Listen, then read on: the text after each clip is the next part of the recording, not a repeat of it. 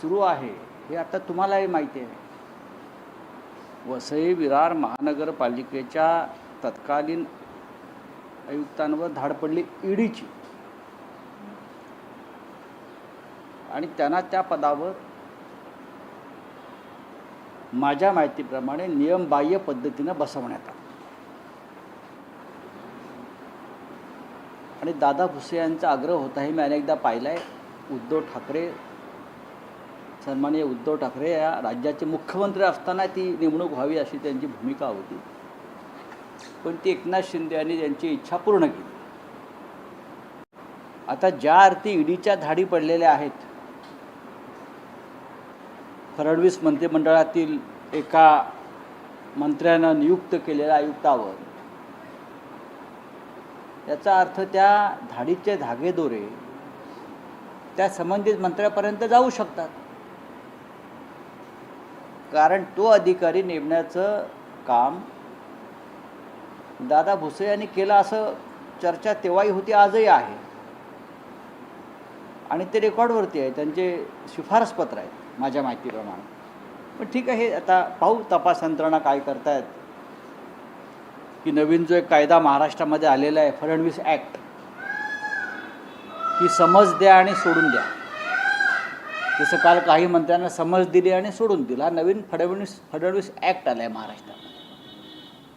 बाकी सगळे जे असतात त्यांच्यावर कायदेशीर कारवाई होईल, जनसुरक्षा कायद्याखाली त्यांना अटकाव होतील, भ्रष्टाचार विरोधी कायद्याखाली अटकाव होतील, इतर होईल. पण मंत्रिमंडळातले जे अपराधी आहेत, माणिक कोकाटे असतील, शिरसाट असतील, संजय राठोड असतील, बरं अन्य कोणी असतील, ज्यांची जागा बाहेर असायला पाहिजे ते तुरुंगात आहेत, ज्यांची जागा तुरुंगात असायला पाहिजे ते मंत्रिमंडळात आहेत. याचं कारण महाराष्ट्रात जो फडणवीस ॲक्ट लागू आहे, आधी वॉशिंग मशीन मग फडणवीस ॲक्ट, की समज द्यायची आणि माफ करायची. शिंदेच्या भोवती फास आवळला जातो. या निमित्ताने नावं समोर येत आहेत, ते शिंदेच्या कुटुंबाच्या निगडीत किंवा शिंदेच्या मंत्र्यांच्या नक्की तसं दिसतंय या क्षणी, पण त्याच्यावरती या क्षणी मत व्यक्त करणे योग्य नाही. कारण हे सगळं दबावाचं राजकारण किंवा ब्लॅकमेलिंगचं राजकारण असतं. आता बरेचसे जे लोक आता अटक केले आहेत, मग अमित साळुंके असेल झारखंडमध्ये घोटाळ्यातला, किंवा अन्य आहेत. आता हे काल पडलेली धाड आहे वसई विरारच्या आयुक्तांवर, हे सगळं पाहता जे मिंदे गटाची लोक आहेत त्यांना हा कोणीतरी इशारा देत आहे, याद राखा फार हालचाल कराल तर. सगळ्या फायली टेबलावरती आहेत, पण त्या टेबलावर त्या फायली पोलिसांकडे केव्हा जाणार हे पाहावं लागेल. माणिकराव कोकाटे 20 ते 22 मिनिटं रमी खेळत होते सभागृहामध्ये बसून, असा अहवाल आल्याचा दावा केला जातोय. विधिमंडळाच्या चौकशीचा अहवाल आहे, म्हणजे नुसतं काही सेकंड नाही, मात्र 22 मिनिटं जे आहेत ते पत्ते खेळत. अशा अहवालांना फडणवीस किती किंमत देतात किंवा विधानसभेचे अध्यक्ष किती किंमत देतात, हा प्रश्न तुम्ही त्यांना विचारायला हवा. अंदाज समितीचे अध्यक्ष अर्जुन खोत यांच्या पीएला धुळ्यामध्ये त्यांच्या खोलीमध्ये 1.5 कोटी 80 लाख रुपये सापडले. त्याच्या आधी 10 कोटी रुपये धुळ्यातल्या ठेकेदाराने जमा करून जालन्याला पाठवले. कोणासाठी पाठवले त्याचीसुद्धा एक चौकशी आणि ATS वगैरे नेमलं. काय झालं पुढे? देवेंद्र फडणवीस हे घोषणा करतात कारवाईच्या, ATS स्थापन करतात. पुढे काय होत आहे? अंदाज समितीचा अध्यक्ष हा लाचखोर आहे, हे उघड झालं आहे. त्याला वाचवताय तुम्ही. विधिमंडळाचे अध्यक्ष वाचवतात विधानसभेचे, आताही तेच आहे. म्हणून म्हटलं आणि हा नवीन एक फडणवीस ॲक्ट जो आलेला आहे, की आपल्या लोकांना वाचवायचं, समज द्यायचे आणि सोडून द्यायचं, बाकीच्यांना तुरुंगात टाकायचं. विरोधकांचं प्रदर्शन या विरोध जो आहे तो कमी दिसतो का? मला असं वाटतं रेझिग्नेशन का नाही, राजीनामा का नाही? बघा, असं सरकार निर्लज्ज असल्यावरती राजीनामा कसा होणार? सरकार जर निर्लज्ज असेल, सरकार भ्रष्टाचाराला पाठिंबा देत असेल आणि विरोधी पक्ष काल राज्यपालांना जाऊन भेटला, या सगळ्या भ्रष्टाचारी मंत्र्यांच्या फायली घेऊन आम्ही लवकरच राष्ट्रपती नाही भेटणार आहोत. कारण राज्यपाल जर कारवाई करत नसतील, राज्याचे मुख्यमंत्री भ्रष्टाचारांना पाठिंबा देत असतील, तर आमच्यासमोर दुसरा आहे की आम्ही राष्ट्रपतींच्या कानावर त्यांना भेटून पुढल्या काही आठवडाभरामध्ये त्यांची वेळ घेऊ आणि त्यांना भेटू. जय जवान पथकाला एंट्री नाकारलेली आहे. राज आणि उद्धवजी एकत्र आले तेव्हा त्यांनी सलामी दिली होती आणि आता सरनाईक यांनी त्यांना एंट्री नाकारलेली आहे. नाही, ठीक आहे, हा आम्ही आमच्या लेवलला सोडवू ठाण्यामध्ये. सर मस्साजोगचे सरपंच देशमुखांच्या हत्येनंतर त्या चौथा आरोपी सापडलेला नाही, तिसरे आरोपी गायब आहे. पण धनंजय मुंडे यांच्या मंत्रिपदाच्या संदर्भामध्ये टीकावाद केलं जातं, त्यांना पुणे एंट्री दिली जाते. काय कुठे गेले? काय कृष्णा आंधळेचं ना? कृष्णा आंधळेचं काय झालं? जसं 50 वर्षापूर्वी सामना चित्रपट आला होता जब्बार पटेलांचा, डॉक्टर श्रीराम लागू, निळू फुले त्यात होते. त्याच्यामध्ये एक प्रश्न होता की मारुती कांबळेचं काय झालं. तसं महाराष्ट्राला पडलेला प्रश्न आहे की कृष्णा आंधळेचं काय. तो मुख्य साक्षीदार आहे. त्याला कुठे गायब केलं, त्याला मारलं, त्याची हत्या झाली, काय कळू द्या ना. इतकं सक्षम पोलीस दल आहे देवेंद्र फडणवीस यांचं. कृष्णा आंधळेचं काय झालं हा प्रश्नाचं उत्तर आम्हाला हवं आहे. पण बोला ना. पंतप्रधान नरेंद्र मोदी यांनी काल भाषणाला उत्तर दिलं ऑपरेशन सिंदूर संदर्भात आणि त्यांनी म्हटलं की जगातील कोणत्याही मोठ्या नेत्याने याच्यामध्ये हस्तक्षेप केला. बघा, नरेंद्र मोदी यांचं कालचं भाषण हे देवेंद्र फडणवीस यांच्या शब्दात सांगायचं तर रुदाली होतं.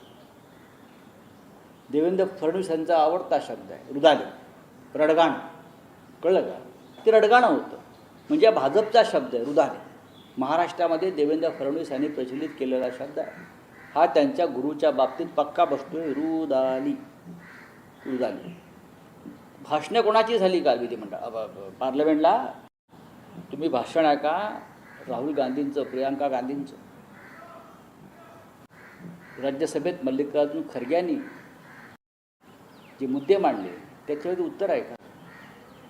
त्याच्यावरती अजिबात उत्तर नाही आहे. कोणत्याही प्रश्नानं विरोधी पक्षानं विचारलेल्या कोणत्याही प्रश्नाचं उत्तर ना रक्षामंत्र्यांकडे आहे, ना प्रधानमंत्र्यांकडे आहे आणि ना गृहमंत्र्यांकडे आहे. खोटं बोलतात. 1950 साली सरदार पटेलांचं निधन झालं आहे आणि हे सरदार पटेलांचे 1960 आठवण किस्सा सांगतायत मिस्टर गृहमंत्री आपले. 1960 में सरदार पटेल. अरे बाबा, 1950 साली सरदार पटेलांचं निधन झालं.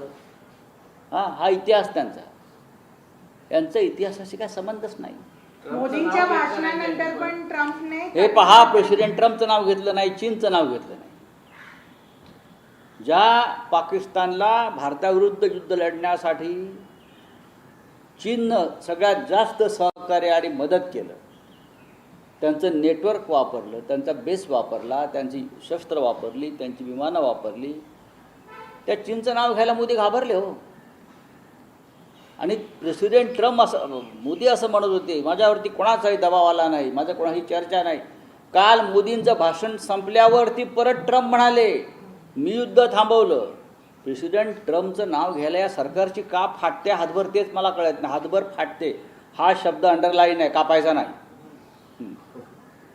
महाराष्ट्रामध्ये लाडकी बहीण योजनेमध्ये 4,800 कोटीचा घोटाळा झाल्याचं सांगण्यात. नाही, सांगण्यात काय ते. सुप्रिया सुळे यांनी पुराव्यासह हा मुद्दा मांडला आहे. सन्माननीय खासदार सुप्रियाताई सुळे यांनी अत्यंत तळमळीनं पोटतिडकीनं हा 4,800 कोटीचा घोटाळा की लाडक्या बहिणींच्या नावावरती पुरुषांनी घेतले पैसे घेतले ना.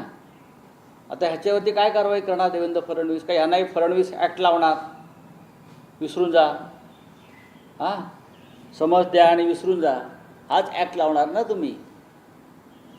सर, राज्याची ज्या प्रकाराने स्थिती आहे त्या संदर्भात आपण बघितलं तर काल अजित पवार यांचं स्नेहभोजन झालं. त्याच्यानंतर त्यात उपमुख्यमंत्री एकनाथ शिंदे वगळता सेनेचे एकही मंत्री उपस्थित नव्हते. तर ताळमेल नाहीये. किती वेळा सांगायचं? बघा, मी वारंवार सांगतोय, एक दिवस देवेंद्र फडणवीस यांच्या समोर कॅबिनेट बैठकीमध्ये गँगवॉर होणार आहे. मी जे सांगतो ते कालांतराने खरं ठरतं. हा तुमचा अनुभव असेल. आणि आत्ता जी धुसफूस आणि खतखत सुरू आहे त्याचा स्फोट होणार आहे. चलिए बोलिए. अदानी यांना धारावीतली 600 एकर जागा दिली गेली कळते आणि MIDCतली जागा फायदेशीर भावात दिली जाणार आहे. काय वाटतं? काय वाटणार? दुर्दैव आहे महाराष्ट्राचे. देवेंद्र फडणवीस, नरेंद्र मोदी, जो देशाचा पंतप्रधान गौतम अडाणीच्या व्यापारासाठी पाकिस्तान बरोबरचं युद्ध थांबवू शकतो, प्रेसिडेंट ड्रमशी डील करतो आणि पाकिस्तानचा बरोबरचं दहशतवादाविरुद्धचं युद्ध थांबवतो, त्या देशामध्ये अडाणीला अख्खा देश जरी दिला नावावर करून तरी आश्चर्य वाटणार नाही. धारावी फार लहान गोष्ट आता त्यांच्यासाठी. सर एक हिंदी में सवाल है. प्राइम मिनिस्टर ने कल कहा कि किसी विदेशी ताकत ने युद्ध रुकवाने के लिए उनसे नहीं कहा, लेकिन सामना में आप लोगों ने सवाल उठाया. आपने ये भी कहा कि पंडित नेहरू के सामने प्राइम मिनिस्टर मोदी नाखून के बराबर हैं. उसमें गलत क्या है? पंडित नेहरू है, सरदार पटेल है. नेहरू और सरदार बनना आसान नहीं है. मोदी और शाह बनना बहुत आसान है आज के ज़माने में. EVM हैक किया, हाँ, वोटर लिस्ट में घोटाला किया, तो मोदी और शाह बन सकते हो, तुरंत बन सकते हो. आप अडानी और उद्योगपति हो, पैसा है तो आप बन सकते हो. पटेल बनना, इंदिरा गांधी बनना, राजीव गांधी बनना, नरसिंह राव बनना और मनमोहन सिंह बनना भी है. मैं इतना ही कहता हूँ. और क्या है, कल का भाषण सुना आपने, सब सुन लीजिए. मोदी जी ने ट्रंप का नाम तक नहीं लिया, मोदी जी ने चाइना का नाम तक नहीं लिया. मोदी जी का भाषण खत्म हो गया और वहाँ फिर एक बार ट्रंप ने कहा कि मैंने वहाँ रुकवाया. ये डरपोक सरकार है और सरकार की लीडरशिप डरपोक लोगों के हाथ में है. ये बोलने में मैं नहीं डर रहा हूँ. चाहे मुझे जेल में डालिए और कुछ करिए, मैं नहीं डर रहा हूँ. सरकार शिंदे गटाच्या काही मध्ये बोले हिंदी का खत्म हो गया. हिंदी का सर एक हो. हाँ. हिंदी का एक हो. कल US प्रेसिडेंट ने बोला है कि 20 से 25% टैरिफ देना पड़ेगा इंडिया को. तो हम फॉरेन पॉलिसी की बीजेपी बात करती है, गवर्नमेंट रिस्पॉन्ड पॉलिसी. इस देश को फॉरेन पॉलिसी नहीं है, इस देश को सिर्फ गौतम अडानी की पॉलिसी चलती है व्यापार के लिए. जिस देश का प्रधानमंत्री आता है, पाकिस्तान के साथ युद्ध चल रहा है, टेररिज्म के खिलाफ युद्ध, उस देश के मंत्री से और सरकार से आप क्या उम्मीद कर सकते हो? मुझे बताइए. इस देश में जो सब कुछ चल रहा है वो गौतम अडानी, ये एक उनके दोस्त के लिए चल रहा है. जनता के लिए या राष्ट्र के लिए कुछ नहीं चल रहा है. देवेंद्र फडणवीस पे एक क्वेश्चन है सर. देवेंद्र फडणवीस का अपने मिनिस्टर्स को बोला है कि मीडिया से कम बात करें, कंट्रोवर्सीज में ना आए और डेवलपमेंट पर फोकस करें. देखिए, देवेंद्र फडणवीस क्या बोला है मुझे मालूम नहीं, लेकिन उनके कैबिनेट में 10 अपराधी ऐसे हैं, 4 हैंड ट्रैप में फंसे हुए मंत्री हैं और 4 घोटालेबाज ऐसे मंत्री हैं जिसके पूरे एविडेंस हमने दिए हैं. लेकिन एक नया फडणवीस एक्ट चल रहा है, फडणवीस कानून. माफ़ करो, जो कैबिनेट में अपराधी है उनका समर माफ़ करो. जनता के लिए बहुत कठोर कानून है, जेल में जाएंगे, लोगों को माफ़ी मिल जाएगी. ये कानून और ये महाराष्ट्र के लिए बहुत ही गंभीर बात है. लाड़की बहन योजना जो वहाँ पे चली थी, भ्रष्टाचार है. 4,800 करोड़ का घोटाला हुआ है. लाड़के बहनों का पैसा लाड़के भाइयों ने खा लिया, क्योंकि वोट के लिए. आधार कार्ड के सिवाय पैसा नहीं मिल रहा था. फिर आधार कार्ड देखे नहीं किसी ने. आधार कार्ड ज़रूरत थी ना उस वक्त. ये जो जेंट्स थे, भाई थे सब लाखों, उसने अपना आधार कार्ड तो दिया होगा, तब पैसा उनके खाते में जमा हो गया. तो कौन जिम्मेदार है? सरकार. सर एक और सवाल है. सर सुप्रिया सुले ने पार्लियामेंट में उन्होंने अपने भाषण में कहा कि प्राइम मिनिस्टर नरेंद्र मोदी ने विदेश जाने वाले प्रतिनिधिमंडलों को करने विश्वास की बड़प्पन. उनकी राय है. ये बड़प्पन की बात नहीं है, ये उनकी मजबूरी थी. वो विश्व को दिखाना चाहते थे कि देश हमारे साथ है. अब क्या अब बड़प्पन दिखाएंगे मोदी जी? पण ते एकनाथ शिंदे यांनी त्यांची इच्छा पूर्ण केली. आता ज्या अर्थी ईडीच्या धाडी पडलेल्या आहेत, फडणवीस मंत्रिमंडळातील एका मंत्र्यानं नियुक्त केलेल्या आयुक्तावर याचा अर्थ त्या धाडीचे धागेदोरे त्या संबंधित मंत्र्यापर्यंत जाऊ शकतात, कारण तो अधिकारी नेमण्याचं काम दादा भुसे यांनी केलं असं चर्चा तेव्हाही होती, आजही आहे, आणि ते रेकॉर्डवरती आहे, त्यांचे शिफारसपत्र आहेत माझ्या माहितीप्रमाणे. पण ठीक आहे, आता पाहू तपास यंत्रणा काय करतायत, की नवीन जो एक कायदा महाराष्ट्रामध्ये आलेला आहे फडणवीस ॲक्ट, की समज द्या आणि सोडून द्या. जसं काल काही मंत्र्यांना समज दिली आणि सोडून दिला, हा नवीन फडणवीस ॲक्ट आला आहे महाराष्ट्रात.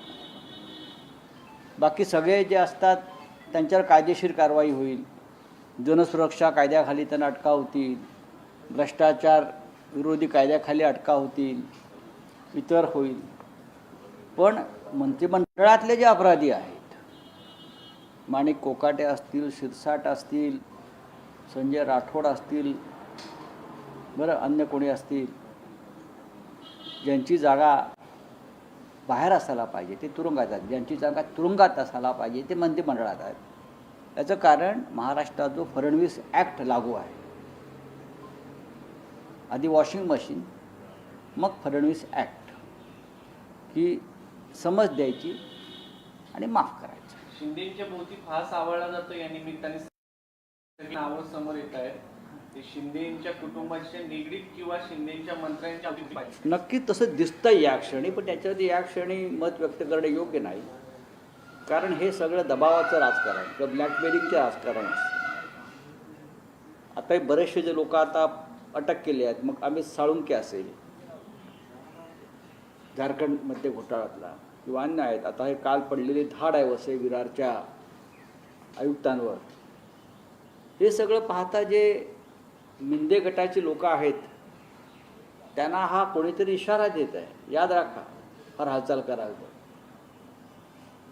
सगळ्या फायली टेबलावरती आहे.